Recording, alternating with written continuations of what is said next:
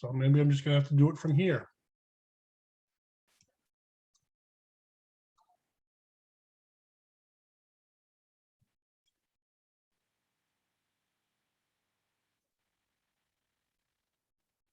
There we go.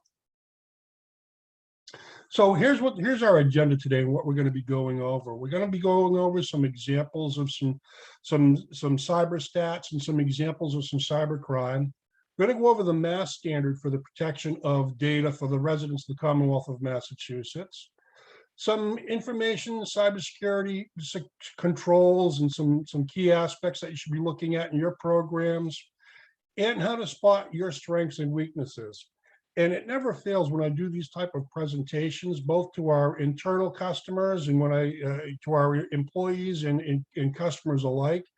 Usually, sometimes somebody comes up to me after the presentation and said, you know, Paul, when you were talking about social engineering, you scared me. I'm never going to want to open up an email again. And please, that's not what my goal here is today. My goal is to give you some information that, and hopefully you walk away from the presentation with something that you didn't know before we started, and also to be able to provide you the resources where you can get additional information on what you can do to help educate yourself, train your employees so that you can become more aware and know those things that you should know to be able to protect your IT environment and your customers' data. So just to let you know how cybercrime, the internet has shrunk in the world and how this can happen in our own back door. I don't know if you remember this, but this is from 2000, as far back as 2015. In Marshfield, the police department blamed cyber thieves for breaking into their accounts and stealing an undisclosed amount of money.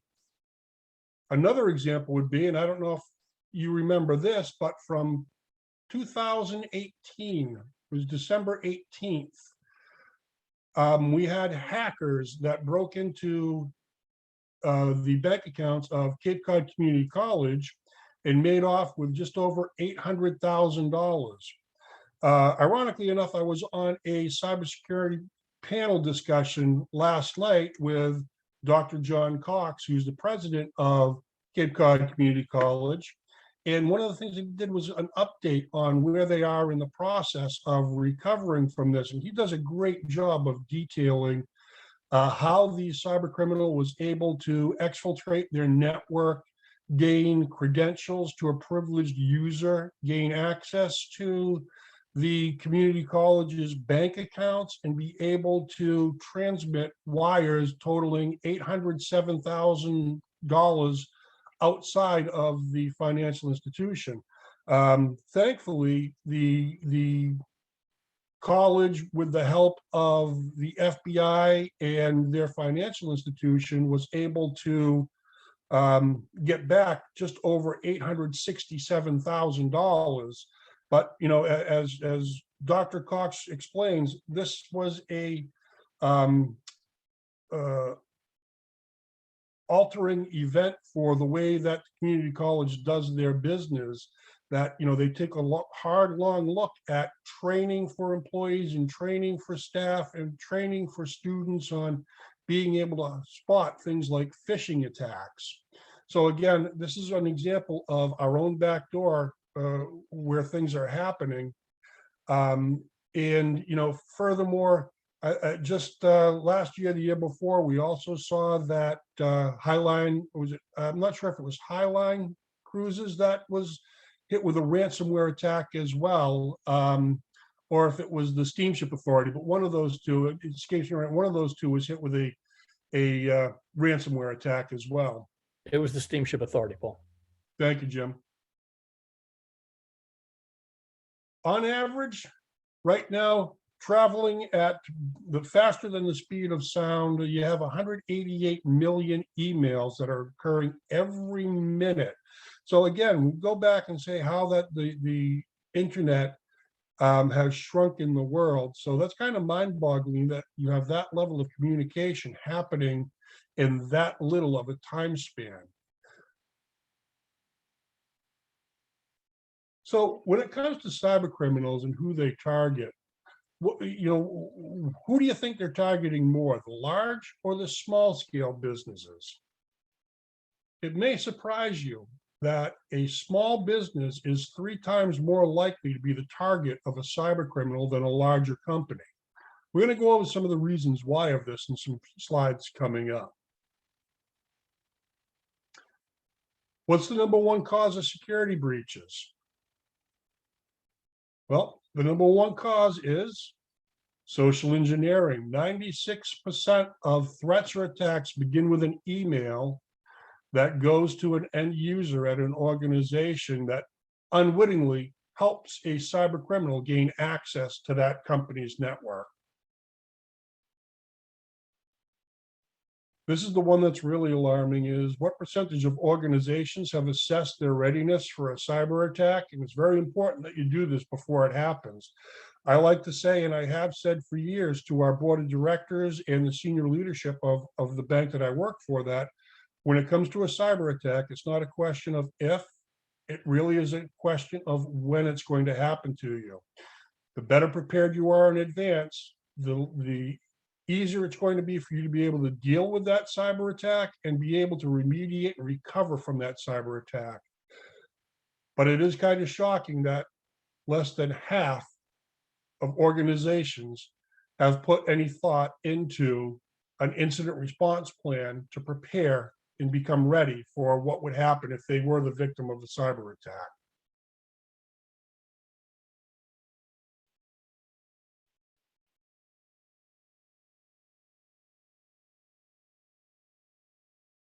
A data breach is an incident that results in a confirmed disclosure of data to an unauthorized third party. Some stats on data breaches.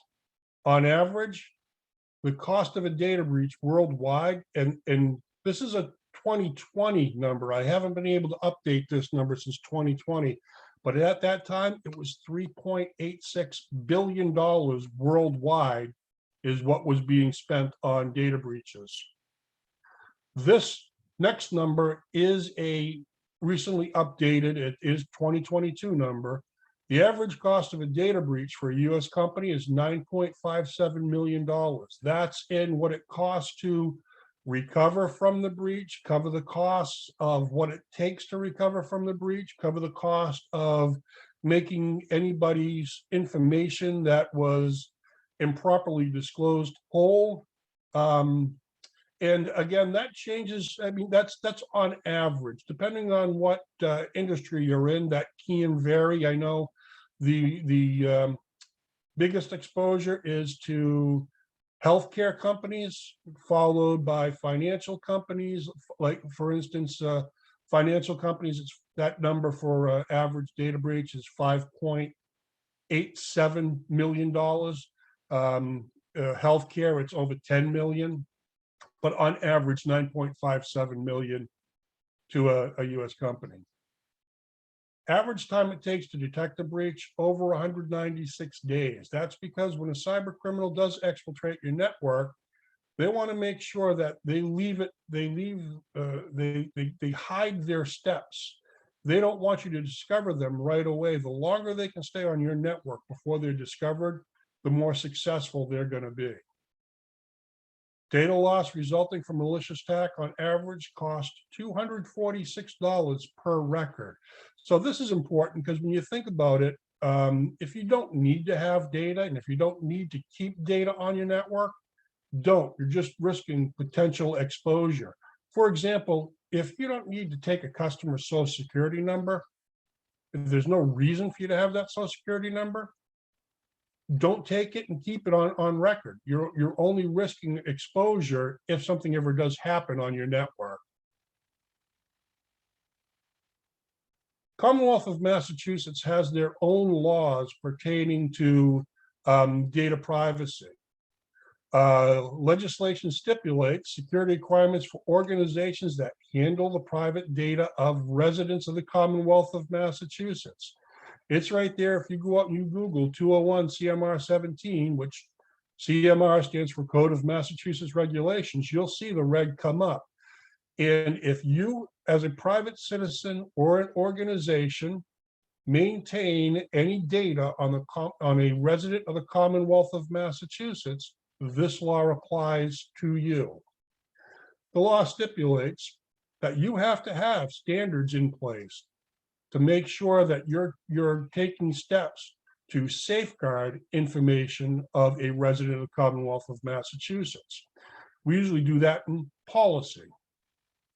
Ensure security and confidentiality of customer information, and that's in both electronic and in paper form. So have an inventory of your data, where that data resides, and the controls that you use to keep that data safe. Establish minimum standards for safeguarding of personal information. Again, this would be in your inventory. Create policies and procedures on who in your organization should have access to that data, where that data is stored, and again, the safeguards and controls that you use to keep that data safe. Protect against anticipated threats or hazards. We do this with something that's called the risk assessment. Risk assessment is nothing that people should be intimidated by saying that they have to complete one. If you need a boilerplate form for a risk assessment, I have something that I can provide to Jim, and he can send that out to everybody who's on the call today to give you a model of being able to set up your own risk assessment. And lastly, make sure that you have a written information security policy. And that's again to protect against unauthorized access or use of the information that you are legally bound to make sure you are protecting. Jim, do we have any questions?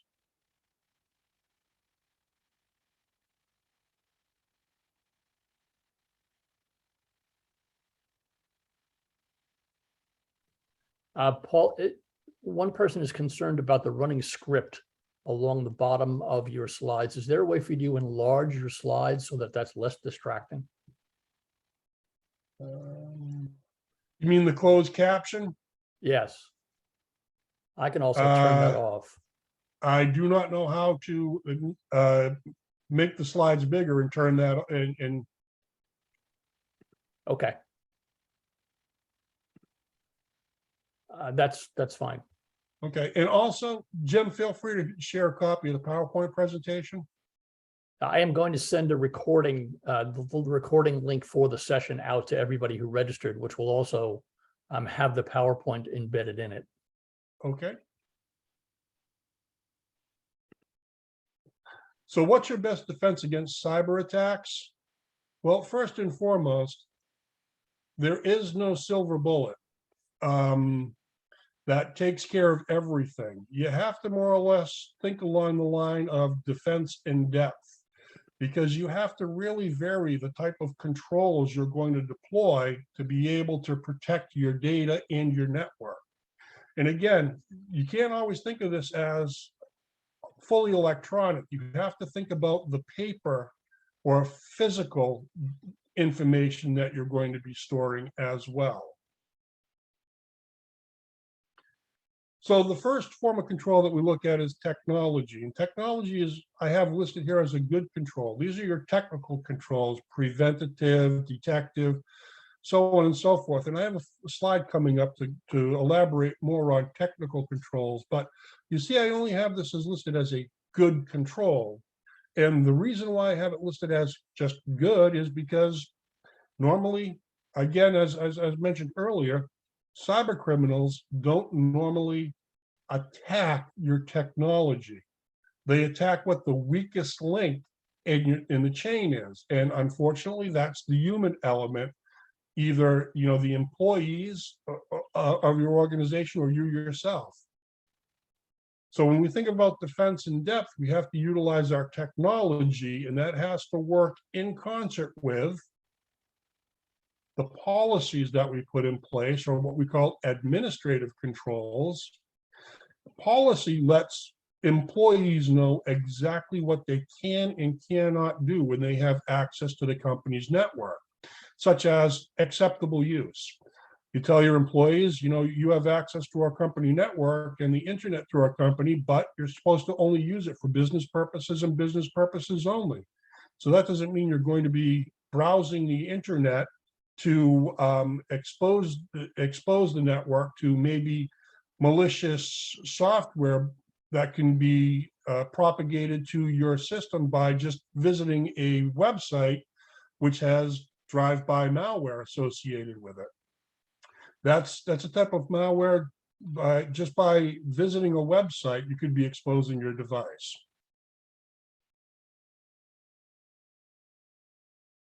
Lastly, we utilize technology, policy, and education. That's the best form of control that you can put in place. Again, it's defense in depth. It's varying your types of controls. It's educating your employees to be able to spot things like social engineering attacks. And again, use a combination of physical controls, technical controls, and administrative controls to make sure that you're covered. Technical controls can be preventative, detective, or compensating. For example, technical controls, you have a firewall in place that you make sure that your firewall is configured, that you're blocking any malicious traffic that's attempting to access your network while you're allowing the traffic that you need to perform your business, whatever business duties you have. You can have intrusion detection systems, which are going to be looking at monitoring for malicious activity on your network. DLP, data loss protection software. Again, this is looking at information that is attempting to leave your network to make sure that it's not going to anywhere, or somebody hasn't gained access to your network and is trying to retrieve data from your network. Antivirus, anti-malware solutions, they can be anomalous activity or data dictionary based, just as long as you keep those up to date. And lastly, segregation of duties. In other words, if you can have two individuals complete a task that's a high risk task, such as maybe initiating wires or transferring funds at from your bank accounts, so that you would have one employee who's able to create the wire, but you need a second employee to approve and transmit that wire to your financial institution. Administrative controls, again, very important. Acceptable use. Work computers, work phone, email are to be used for business purposes and business purposes only. And stress that's the way that you combat things like social engineering attacks and employees using their computer to go and surf the web and potentially exposing that device to malware. Use the principle of least privilege access. Only give access to employees to those areas that they need to have access to perform their job function. So, and to elaborate on that a little bit more is, if you have your business network set up and you have your employees who have access to it, restrict access to them to business hours. If there's no need for them to be going and gaining access to your company network on a Saturday afternoon or a Sunday, restrict the time that they can access that network. Set hardware and software standards so that you're only using manufacturer-supported hardware and software. That's very important, because if it's not supported by the manufacturer, it means that manufacturer is probably no longer providing patches for that software or that hardware. Patches are, for those that aren't familiar, those are security updates that the manufacturer is putting in place, saying, we've noticed there's a vulnerability associated with either this hardware and this software, and we're making this patch available for you to install to remediate that vulnerability. So if the hardware and software is not supported by the manufacturer and you're not getting those patches, chances are that hardware and that software is going to be vulnerable. For instance, right now we're on Microsoft 10. Microsoft 7 is no longer supported by the manufacturer. So if you're using Microsoft 7 and it's no longer supported, then again, you're exposing your data or your network to vulnerabilities. Define standards, have approved standards for things like passwords, hours of access, acceptable ways of transmitting sensitive information. And again, make sure that's defined in both electronic and paper form. So you're letting employees know exactly what they can and cannot do. Paul, we do have a couple of questions. Sure. First, the question is, we've been advised by several IT people that our Xfinity router is enough and we don't need a firewall. A firewall always causes problems. We have having our two PCs see each other and communicate. It's just two of us. Please comment. Thanks. And Absolutely. I Now, think this is you know, related to the other question, which is if you look at it from the perspective of a small business, as opposed to a larger enterprise, are there things that that smaller businesses can do that don't entail all of the items that you've been addressing so far to protect themselves as well as they can, given the context of what they do? Those are both great questions, and it's probably something I should have addressed prior to rambling on as I did with the introduction of controls. And that is, your controls should be in scale with what your organization is. In other words, for myself, a $1 billion plus financial institution, I'm going to make sure that my controls fit what my what my needs are and what my size and scale is. So what's appropriate for $1 billion financial institution and what we spend on an annual basis may not be what your needs are. And this is where you have to start thinking along the lines of, you need to do the due diligence to be able to come up with the solution of what is the right fit for your organization. So you're right. If you're in an organization where you have two users, having the same type of firewall provider that we have to make sure that we're securing our organization where we have over 200 end users, it's not going to be the same solution. So even our regulators will tell us from financial institution, the size of the control that we use can vary greatly. So we wouldn't be asked to spend the same. Our security budget wouldn't be the same for, say, like a national institution like Bank of America, which is a 300. I mean, I'm not even sure what their asset size is, but I know they're a lot bigger than we are, and they have a lot more to protect. So their security spend is going to be a lot more than ours is. So you're right. It goes to size and scope and scalability to what you're trying to protect, to how much, and the controls that you're going to be adding to it. So that is a great question, and thank you for asking it so that I could elaborate a little bit more on that as well. So to be specific, if you saw a company with 2 employees that have just their 2 PCs, would you think it is appropriate to rely upon their Xfinity router and the protections in an Xfinity router as opposed to going with a firewall? Again, that's going to be a decision for them to make on their level to say, is what we have appropriate for what we're trying to protect. Okay. So I would take a look at, and again, do a risk assessment. I would take a look at how much data you have on your network. What kind of data do you have on your network?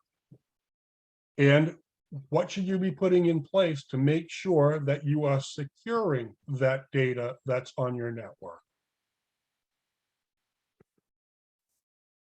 And again, I'm not trying to deflect, your question, trying to get you to think along the lines of, you have to do your due diligence. You have to look at what you have there, and you have to look at, is what you have appropriate? I'm not familiar with the router that you're using and what the security controls are associated with that. But that would be my recommendation. And hopefully that answers your question. Yeah, I think it does, Paul. Okay. Now a word about passwords.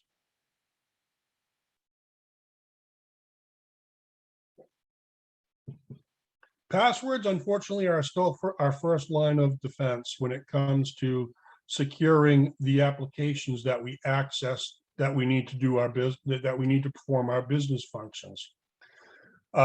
So just a couple of things I'd like to share about passwords is, number one, it's not a good practice to share passwords.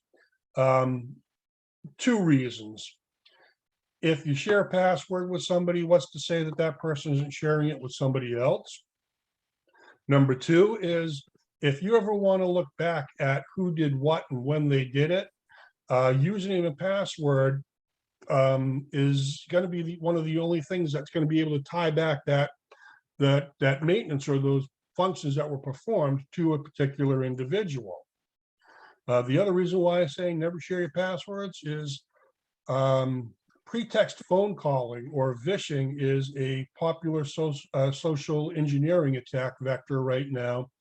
And we train our employees, don't share your passwords with anybody. That way, when they get that phone call from somebody claiming to be from our IT department or from one of our trusted vendors that says, I just need your username and password to be able to log in as you, to be able to install this security patch or remediate this vulnerability that's on your device. We give them that training in advance to curb those type of attacks. I also recommend you don't write passwords down and leave them unsecured. Notice I did not say do not write down passwords. I don't like to write down passwords, but as long as you're writing down passwords and you are securing them in some area that you only have access to, that's one way that you can utilize to be able to remember your passwords.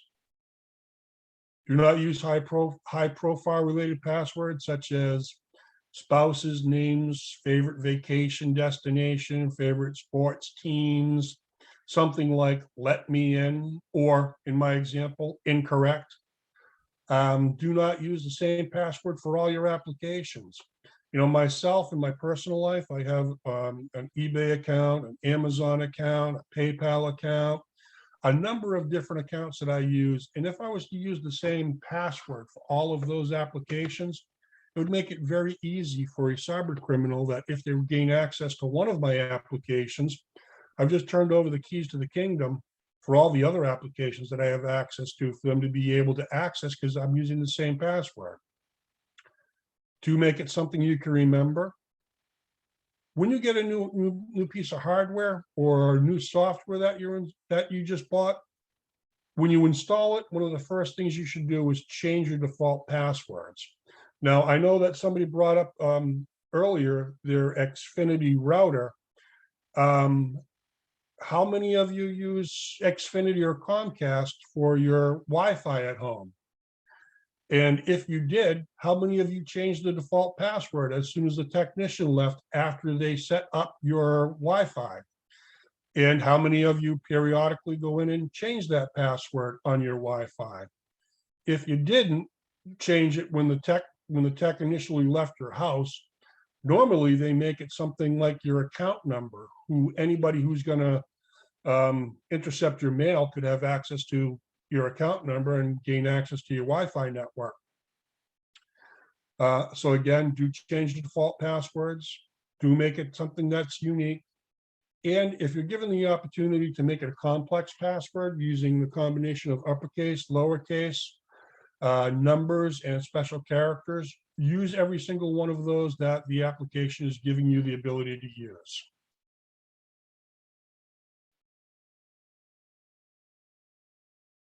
So again, we've briefly touched on social engineering, and I'm sure that, you know, people are aware of some degree of what social engineering is. You see it in the news pretty much every day now or every other day where this company was breached or that company was breached or they were the victim of a ransomware attack. And like one of the first slides I showed you, 98% of those data breaches that we're seeing, or those ransomware attacks that we're seeing, have started out with a social engineering attack directly related to email. So social engineering is the manipulation of individuals to get them to do something that they normally wouldn't do, performing an act of some kind or another. There are three common types of social engineering attacks. Those are phishing, pretext phone calling, or what's also referred to as vishing, and physical breach attacks. Phishing, I'm sure you're familiar with phishing. It's an email attack. You can get an email, it looks like it came from a valid organization. It may even have the right looking logos in the email. But there are some warning signs that you should be looking at. Take your time to read email, because one of the things that happens with a number of our employees is they're reading through the emails too quickly, and they're not taking the time to spot the warning signs that are associated with it actually being a phishing email. There are different types of phishing emails. There is just your generic phishing email. There are spear phishing emails. Spear phishing is, I know a little bit of something about you or the organization that you work at, and I'm going to tailor my phishing attack to give myself more credibility, so that you're more apt to fall for the attack. Another type of a phishing email is known as masquerading or CEO fraud. And that's where I impersonate a high-level employee at the organization. And that's meant to intimidate the recipient of the email to, oh, geez, it's the president of the bank or it's the chief financial officer. I better respond to their email.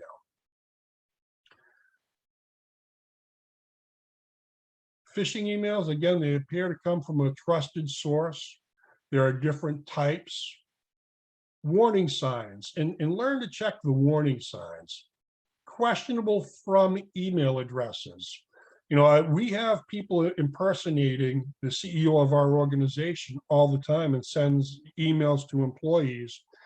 One of the dead giveaways is, I can go and I can set up an email on Gmail relatively quickly, or one of the other free providers of email, and I can put anybody's name who I want to set up the account under.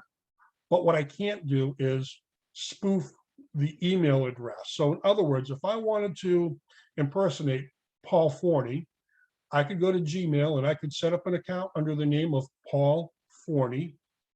And unfortunately, when I set up that Gmail account, they're not going to take Paul Forney at mycapecodbank.com as the email address for that email to come from out of Gmail. So I'd have to make up the email address that I want out of Gmail.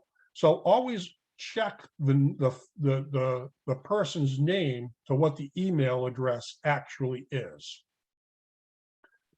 Before clicking on links in an email, check the link to find out where it's going to bring you to. The next slide I have is going to show us how to check a link and tell you what that link address is actually made up of. Questionable subject lines in the email, threats to discontinue or interrupt services, questionable or unusual requests, and grammatical errors or misspellings. Yeah, unfortunately, a lot of cyber criminals have learned to use the autocorrect feature, so misspellings aren't as much as a giveaway as they used to be, but still, they still do occur. Paul, a couple of questions. Sure. How do you feel about WordPress open source website security?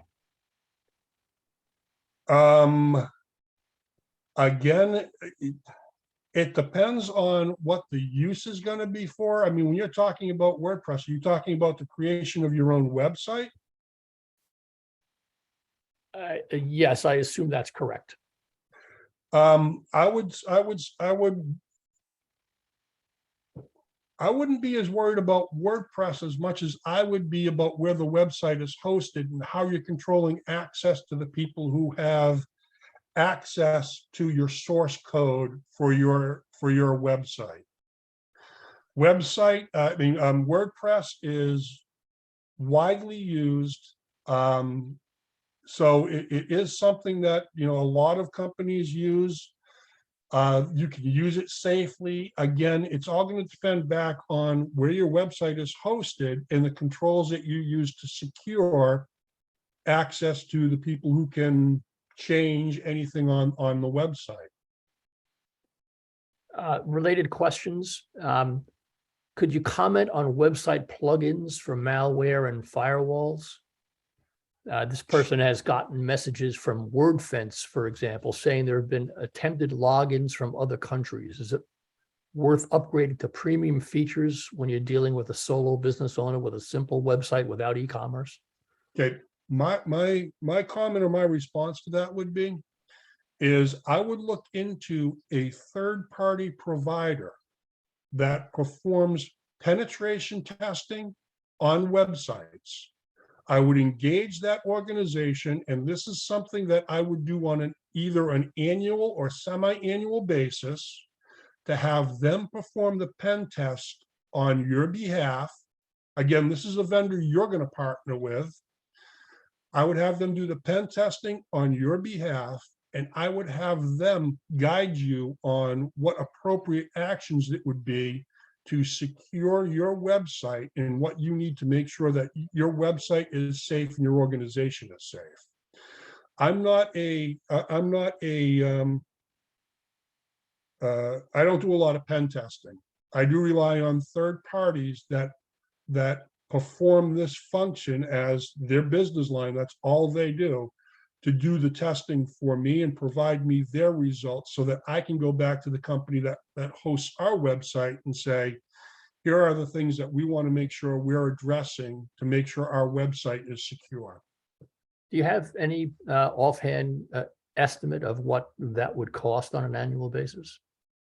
Again, size and scope and what you're looking to get from them, but it's not a large spend. I mean, I think you could, it's not a great spend. And when you look at it, and when you're looking at it, what's it worth for you to do that, to make sure that you're addressing concerns that you may not even be thinking about? And again, that's why I highly recommend doing the due diligence to find a third party that's what they do, pen testing, and have them perform that on your behalf. And I don't think, I would recommend doing your search, finding 3 or 4 different vendors, tell them exactly what you're looking for, define your scope of what you want them to do, and have them give you a price on how much it's going to cost for them to do that. We do this on an annual basis. We also pen test our own network. So we have a third party that does penetration testing, internal and external pen testing on our network. They do vulnerability assessments on our network. We do pen testing of our customer-facing website. And again, size and scope. So what we're spending on this on an annual basis, you probably wouldn't be doing the same thing. But again, there are third parties that, if you do your due diligence, that you can find that will perform this function for you. And again, the reason why I say this is it's an independent third-party vendor that's working for you in your best interest to be able to identify your weaknesses, your vulnerabilities, and they're going to guide you on what changes you should make. And this is also an organization, if it's your third-party vendor, that you can go back and question, saying, well, you're telling me I should do this, but this is how much it's going to cost me to do this change. Do you really think the cost associated with doing that change is needed based on what our risk profile is?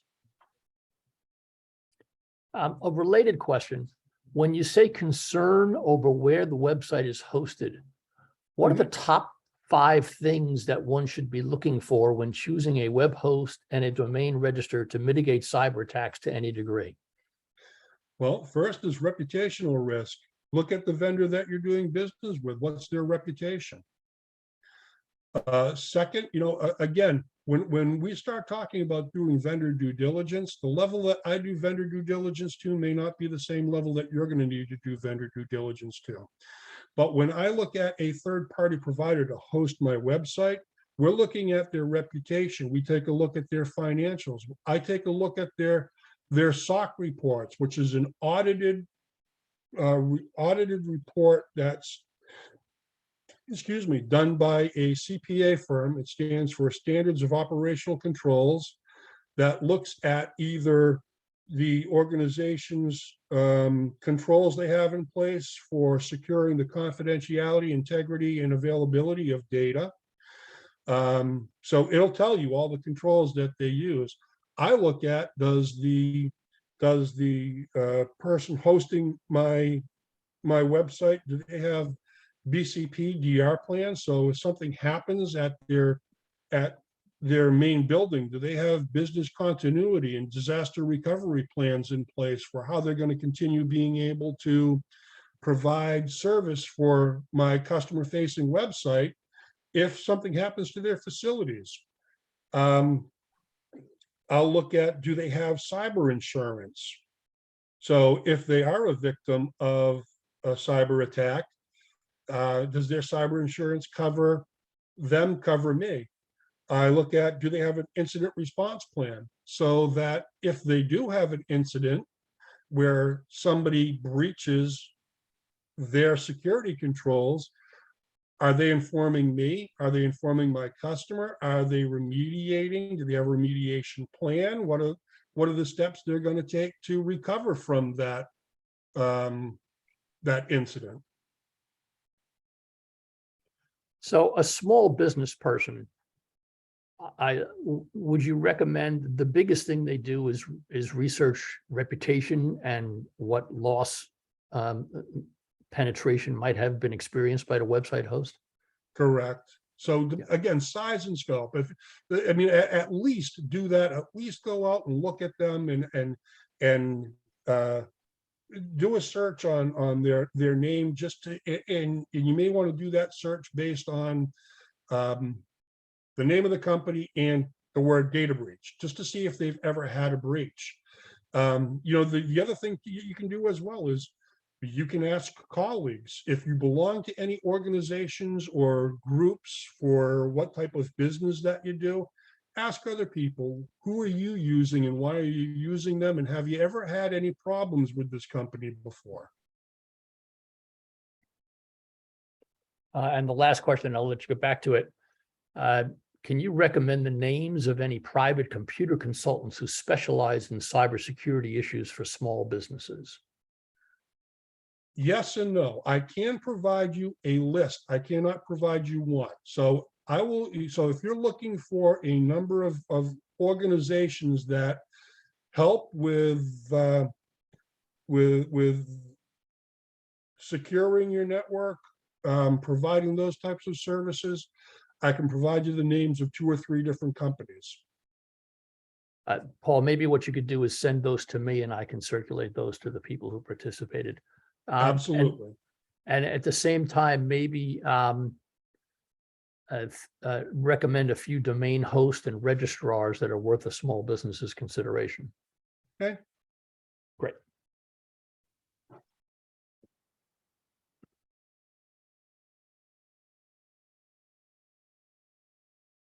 And I apologize, but one of the reasons why I can't recommend one is it's against the bank's code of ethics for me be able to recommend one provider over another.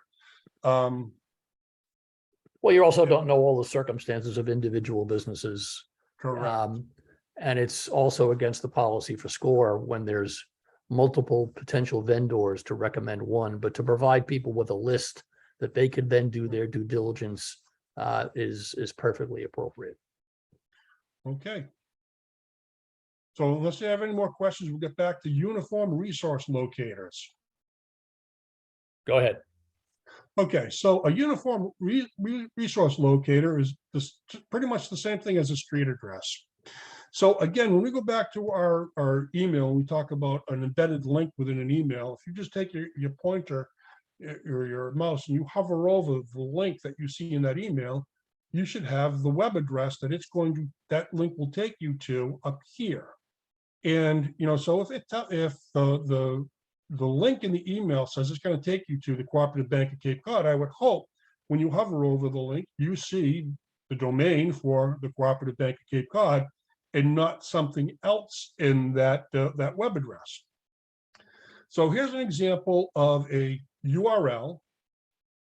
First and foremost, the HTTPS stands for the Hypertext Transfer Protocol. The S stands for secure. So that just tells you the scheme. Now, don't be misled by this. Just by having the S there does not mean that there may not be any malicious intent associated with where you're going to land if you click on that. It just means the communication is supposed to be secured between your website, between you and the website that you're accessing. So next we see https://www.thecooperative.bankofcapecod.com. That's the domain name that you're going to be taken to if you click on that link. Now, when it comes to cyber criminals, you have to be very careful that when you read this, you're actually reading the cooperative.bankofcapecod.com and that nothing's been changed on this address. For example, the Cooperative Bank of Cape Cod or capcode.com. It's a very common trick that cyber criminals use, just altering one or two letters in the domain name to get you to go to a website that they control rather than a legitimate domain. Next here you see resources, your security, traveling tips. This last part is a file path. So if I were to click on this link, it's going to take me to a specific place on the web page that is going to be taking me to travel tips. If you see something at the end of the address like this with a question mark S and equals fraud, or question mark V equals what looks like a little bit of gobbledygook, these right here are returns on searches. So you may be searching for this information. You might have put in a search for fraud or another variable that this is telling you this is where it's going to take you for those search results. And lastly, you may see something that would say like rates with a # mortgage. That actually equals an anchor. So what that means is this is going to, if I was to click on this link, it's going to take me to the cooperativebankofcapecod.com domain, to the mortgage page. And on that page, there's an anchor to a specific section that covers the rates that are being offered for mortgages. So that's how you can interpret what a URL will take you to, the address will take you to in a hyperlink. So here is an example of a phishing email. And this is supposedly from support@amicrosoft.com email address. And if you can read that, it says, you may be a victim of software counterfeiting. Microsoft security services will stop working in 29 days. To continue, keep your Windows secured and help protect your computer against malware, your copy of Microsoft Windows must be validated as genuine. To learn how to get genuine Windows, click link below. And here's a hyperlink that you would click on. Potential threat detailed. I can identify this as a phishing email. There's a couple of warning signs. This right here does not seem to be a valid email address to me. Microsoft-com.com. There's veiled threats for discontinued service within the email. And if you were to hover over this hyperlink, this is the website it tells you it's going to take you to. http://salesforce.secure-login. To me, I see nothing here that's associated with Microsoft. Another example, a message from Human Resources. You are receiving this automatic email because we've detected you using your work computer for personal interest. This is an official warning from HR department. Please keep in mind using work time for personal use is prohibited and subject to discipline and then termination. Please click here to see screenshots of the offending activities. To view our company policy PDF on personal time, click here. And again, to me, I can tell this is a phishing email. Couple of reasons. If you look at the email address, number one, that's not an M, that's an R and an N strung together. It says mycopecadbank.com. And again, if I've already looked at them, why would I have to look at the screenshots that are offending, or why would HR even be sharing those offensive screenshots with me? The other is, I know you don't know our email policy at the bank, but every email that comes from our institution has a signature line that's required. The other reason why I know this is a phishing email is I'm the one that sent it. I send phishing emails to everyone at the bank on a quarterly basis. Again, just to be able to assess who pays attention to training and can spot the warning signs of an email, of a phishing email. And again, if you would have hovered over this hyperlink, it would not have taken you to, the hyperlink, the URL would have been something totally off the wall. So 2 popular techniques used in phishing. We're going to switch gears a little bit, go to pretext phone calling, which a couple of popular schemes is you get a call from customer service center, automated. It can be an automated or a live phone call. And usually, the personal life usually get people calling to claim to be from the IRS or the sheriff's department or something along those lines. Or I'm calling from Microsoft and we've noticed there's a virus on your computer. I just need remote access and I can help you fix it. I'm calling from the help desk. Those are all popular schemes used for pretext phone calling. The other thing I'll caution you on when it comes to pretext phone calling is do not trust what you see appearing in your caller ID box.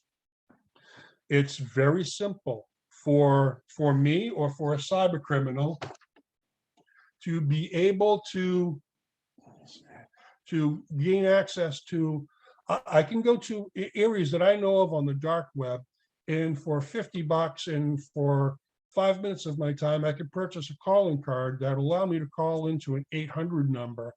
From that 800 number, I can put in a phone number that I want to make sure that that phone number would appear in your caller ID. It would spoof that number so that when I call you, it's going to appear that I'm calling you from the number so I can have that say Barnstable Police Department or Barnstable County Sheriff's Department or the phone number from the IRS or from the FBI, wherever I want that phone number to appear from. So you can't always trust the caller ID. Physical attempts come in different forms. You can have people who pose as trusted vendors. Hi, I'm from Verizon, I'm from Xfinity, I'm from your HVAC company. I need access to your network cabinet. There is a software patch or hardware patch that I have to install. Make sure that if you have any sensitive data in documents, that you're actually shredding those or you're taking care and disposing of them, because dumpster diving is still a real thing. People will go through your trash to see if they can find social security numbers, account numbers, sensitive data. Also, be cognizant of where or who has access or who can see your screens at work. There are people who do shoulder surfing, where they're going to look over your shoulder and try and get access to sensitive data.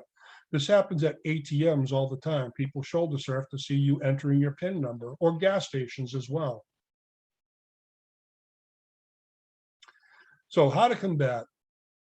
Authenticate credentials. If you have somebody in your workplace or at your home that shows up to do something, they shouldn't be showing up out of the clear blue. I mean, there should be a reason why you have somebody from Xfinity or Verizon showing up at your house to do work.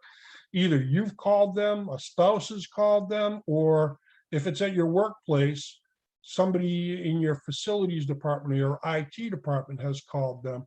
Don't go based on what that person is telling you. Authenticate that they should have access to your facilities prior to just letting them in.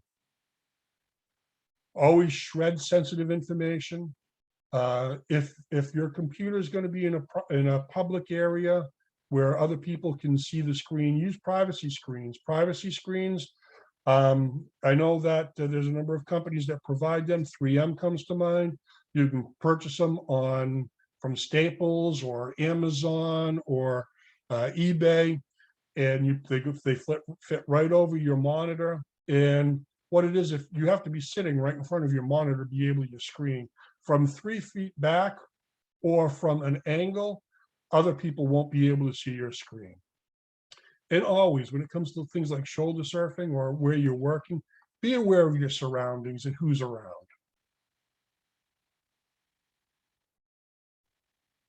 You should take the time to address what your strengths and your weaknesses are by performing a risk assessment. And these are one of the documents that I'm going to share with Jim. It's a document that I've created. It's a number of questions with a number of options for the answers that you can choose that assign a score based on what your answer is.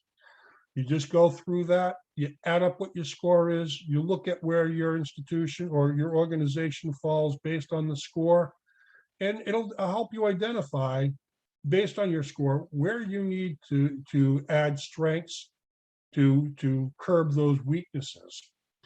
A risk assessment is not something you have to be intimidated by. And again, the more prep work you do on all of this stuff now is going to help you in those instances where you ever do experience if you ever are the victim of a incident where you have a data breach or somebody gains access to your network. And I believe that is my last slide. So happy to answer any other questions people may have. Okay, if anybody has any additional questions, please enter them either in the Q&A or the chat.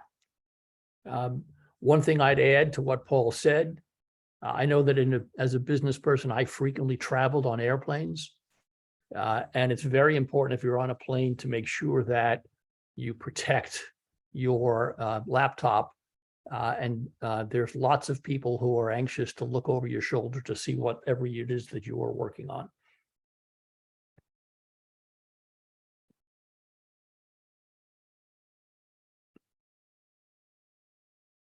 So we answered a bunch of questions, Paul, during the course of the discussion. I'm not seeing any other questions come along. So I would thank you again for your time today and for all the information you've provided. People should be aware that I will, in addition to sending out the recording, I will send out the supplemental information that Paul mentioned he would be providing. And if you have any follow-up questions, I would encourage you to send them to me, and I will reach out to Paul to get them responded. We did have a couple more questions that just came in, Paul. If a home computer is affected with a Trojan virus, with the date accessed column for all files in File Explorer all being open to the present date and time, what tools exist to remove Trojan viruses after the fact? Again, there are forms of antivirus protection that are out there that you can use that their job is to be able to scan your device and be able to identify any malware that is on your device. However, again, it's very important that if you have your antivirus subscription, you keep it up to date, because the way that a lot of the antivirus protection works, or the more common that most people use, is based on a data dictionary. That data dictionary, what it does is it scans your device to see if there is anything in that data dictionary that matches anything that is on the device. If there is, it flags that as malware, and the antivirus should automatically help you remove that malware from your device. Again, it's important that you keep that antivirus up to date, because new viruses, new malware are being introduced every day. So if you do not keep that data dictionary updated with your antivirus, that new virus, that new malware is not going to be included in that data dictionary. But again, if you have malware on your device, a virus on your device, whatever antivirus solution you have should be helping you remove that virus. This may be a particular problem that somebody needs to get assistance with beyond the scope of what we're talking about today. But apparently what happened for this individual is they had Windows Defender, which detected the virus, but the virus deleted the Defender program itself. And BTI Defender could not remove the Trojan. Yep. So my advice when it comes to this, and it's what I do when, our incident response plan at the bank is I have built into it a relationship with a third party. So even me in a financial institution with a fully staffed IT department, some of the best people that work in IT, on the Cape work in our IT department, a lot of people that I have a lot of respect for and admiration for their knowledge. But I have what I like to call my know when to cry uncle clause. And that is know when to reach out to somebody who is more technically advanced than I am, that can provide services to be able to do this type of stuff. So I would look into finding a reputable company that offers the service of being able to remove viruses and malwares. We call it cleaning your device, and take your device to them. I don't think it's overly costly to do that. And you look at the risk reward solution from that, you're having them clean your device, and you're getting a device back in working order that you can be confident is free from any malware.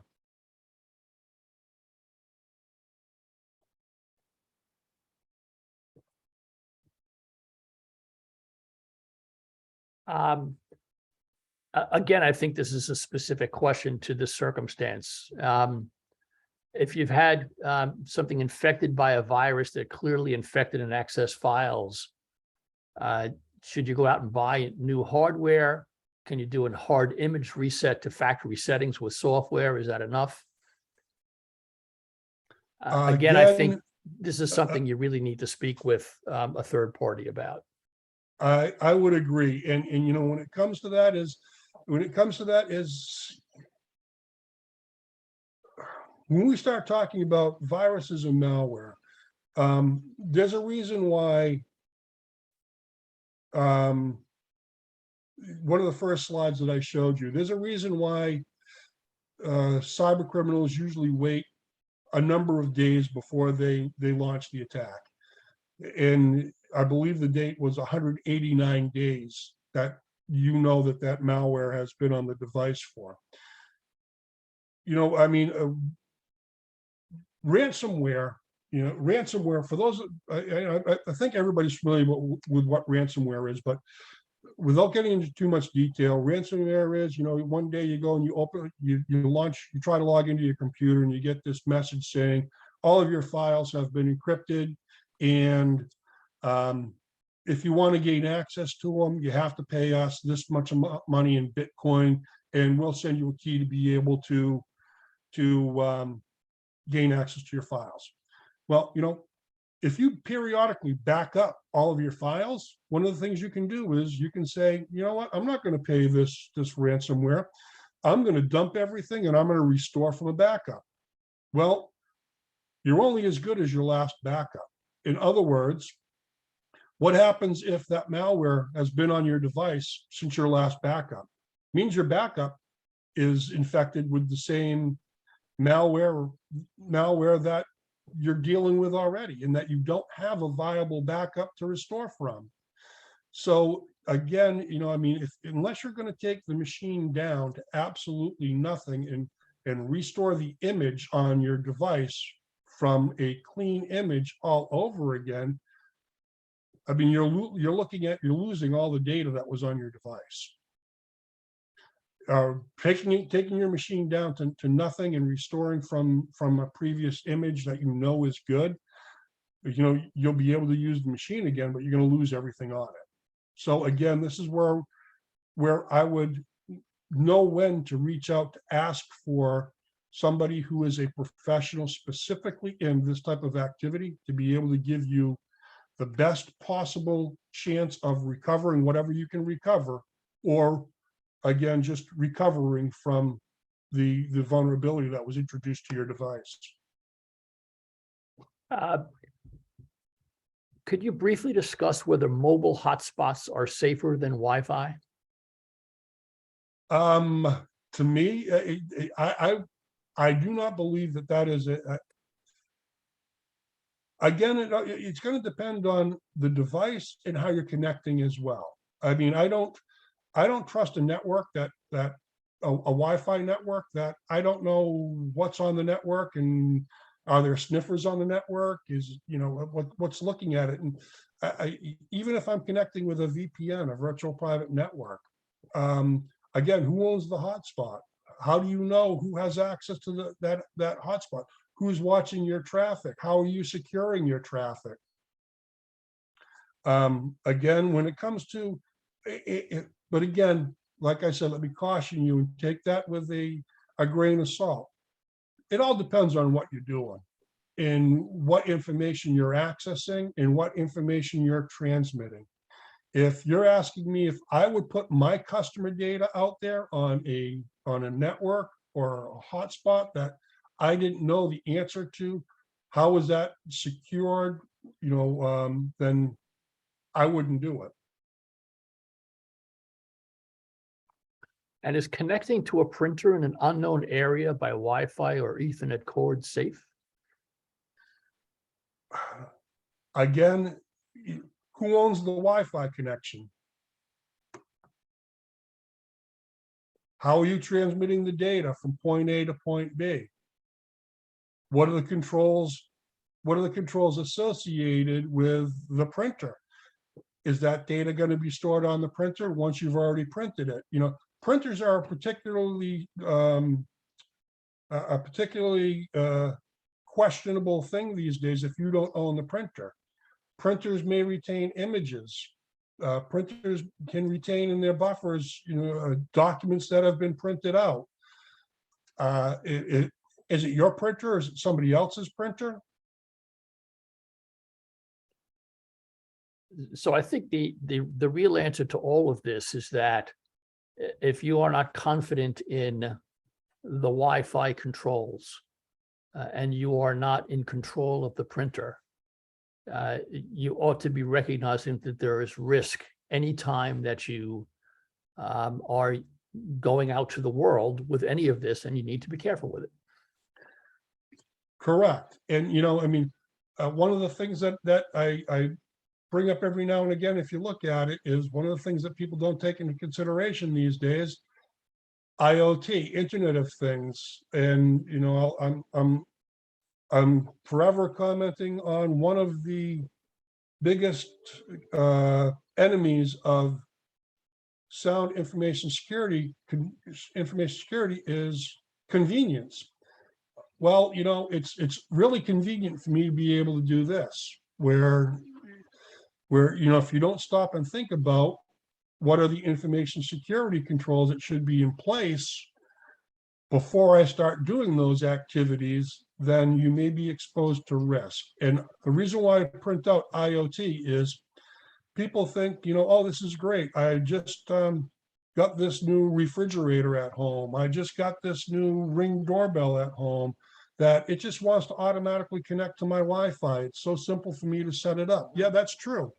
But what happens when like that, and there's a lot of things that come with IoT these days that automatically hook up to your Wi-Fi network. But what happens when that refrigerator that you just purchased has been sitting on the warehouse for 6 months or 12 months prior to you purchasing and bringing it to your house? And in that time, the company that manufactured that refrigerator has come out and said, yes, there are X number of vulnerabilities associated with the hardware or the software installed on that refrigerator. You're adding that device to your network. It's an endpoint now that somebody may be able to gain access to your network because of vulnerabilities that may be associated with that piece of hardware that you just installed on your network. And again, I know that is a far-reaching example, but it just does go to show you that sometimes we sacrifice security for convenience of being able to hook something up or being able to do something where we have to anticipate, we have to think about the risks associated with the action prior to maybe doing that, rather than just saying it's convenient for me to be able to do that. And as with everything in life and in business, it's a risk-reward analysis. How important is Absolutely. something to get done, and what risks are you taking? So in the printer example, do you take the time to download a document that you want to print to a memory stick, and then just use that memory stick with one document on it to get the printing done, as opposed to hooking up your entire laptop to it? So you just have to stop and think and be rational about it, and how you can make sure that you are protecting yourself, but accomplishing what you need to accomplish in the context of your business. And just to wrap up that question about printers, I can confirm that manufacturers do release patches for printers. So printers do have vulnerabilities associated with them.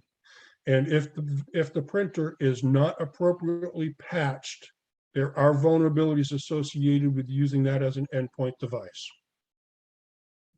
Well, again, Paul, thanks very much for your time. We've gotten a number of comments from people in the chat talking about how useful this webinar has been.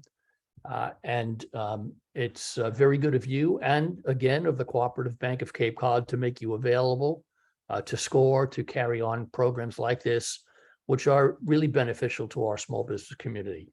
So thank you, Paul. Thank you, everybody who attended. I will send out the recording with these together with the supplemental materials that Paul is going to provide. Thanks very much, everybody. Thanks, guys. Have a good day. You too, Paul.